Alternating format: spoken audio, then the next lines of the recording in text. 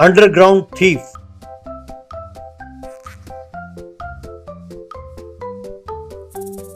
प्रकाश और सुनंदा नाम के पति पत्नी चंदापुर नाम के गांव में नए नए आए थे। सुनंदा अपने पड़ोसन कविता के घर गई। नमस्ते बहन जी, मेरा नाम सुनंदा है। हम लोग कल ही आपके पड़ोस में आए हैं। मेरे पति अमेरिका में बहुत बड़े सॉफ्टवेयर इंजीनियर हैं। हमारे देश प्रेम की वजह से उन्होंने नौकरी छोड़ दी और हम यहाँ चले आए। मेरे पति जल्द ही एक बहुत बड़े फैक्ट्री खोलने वाले हैं यहाँ पर। मैं आपसे परिचय करने आई हूँ, आखिर हम पड़ोसी जो ठहरे। मेरा नाम कविता है और ये मेरे पति है संपत। अगर आपको किसी भी चीज की जरूरत हो तो बेझिझक हमसे पूछिएगा। इस तरह सुनंदा उस गांव के सब महिलाओं के पास गई और उनसे उसने परिचय कराया। प्रकाश हर रोज उस गांव के चाय की दुकान के पास जाता और वहां जो भी मर्द आता उनसे अपना परिचय बढ़ाता। यूं कई दिन बीत गए। एक दिन सुनंदा कविता के घर गई। बहन जी, एक छोटी सी समस्या आन पड़ी है। इन्होंने अपनी फैक्ट्री के लिए अमेरिका से जो मशीन मंगवाए थे वो कल यहाँ पहुँच रही है। हमारे America bank account India bank account में बदलने के लिए और थोड़ा वक्त लगेगा। अगर आप एक हफ्ते के लिए 5 लाख रुपए उधार दे तो आपका ये एहसान कभी नहीं भूलेंगे। आप इस गांव में आपसे ज्यादा हम किसी को जानते नहीं। कविता सोच में पड़ गई। तब सुनंदा, इतने सोच में क्यों पड़ रही है बहन जी? अगर आपने एक हफ्ते के लिए 5 लाख दिए तो मैं 50,000 रुपया और ज्यादा डालकर आपको वापस लौटा दूंगी। 50,000 का नाम सुनते ही कविता के मन में लालच जागा। अरे ऐसी क्या बात है बहन जी? फसल बेचकर कल इन्हें पैसे मिले हैं, वो पैसे उनको कहकर मैं आपको दिलाती हूँ। कहकर सुनंदा को उसने 5 लाख रुपए दिए। इस तरह प्रकाश और सुनंदा ने सब गांव वालों से पैसे वसूल किए और किसी को कानो कान खबर नहीं होने दी।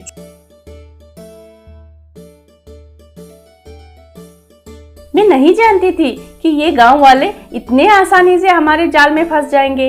एक हफ्ते में 50,000 का नाम सुनते ही सबने लालच में आकर अपना पैसे हमें दे डाले। मैंने अपना सारा सामान बांध लिया है।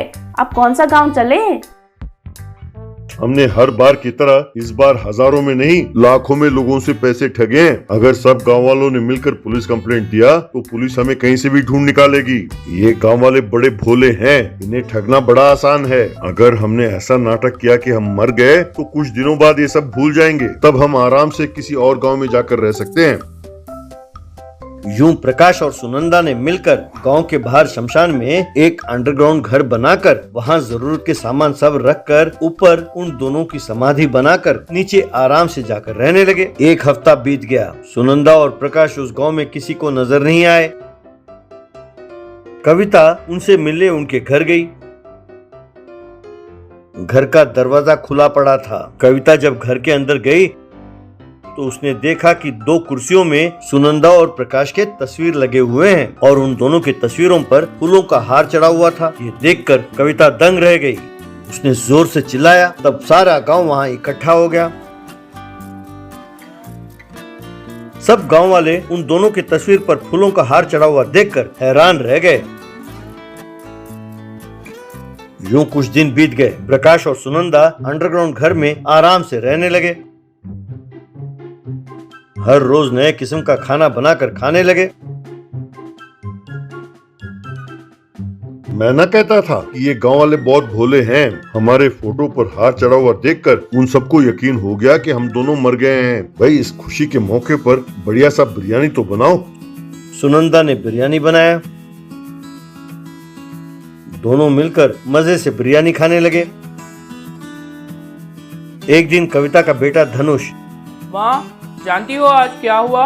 हम लोग क्रिकेट खेल रहे थे और गेंद जाकर शमशान घाट में गिरा। मैं गेंद लाने गया तो वहाँ पड़ोस में जो सुनंदा आंटी रहती थी का बनाए हुए बिरयानी की खुशबू आने लगी। अरे बेटा, हमेशा तुम्हें खाने की पड़ी रहती है। अब शमशान घाट में बिरयानी की खुशबू क्यों आएगी भला? वैसे भी सुनंदा आंटी को मरे हुए कई दिन हो गए हैं।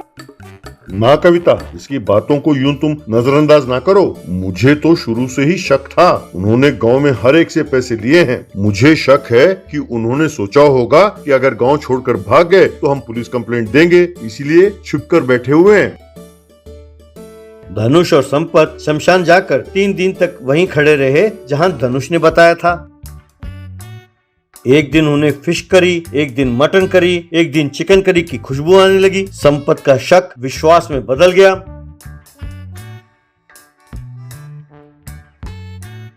उसने सब गांव वालों को ये बात बताई और उन सबको लेकर शमशान पहुंचा।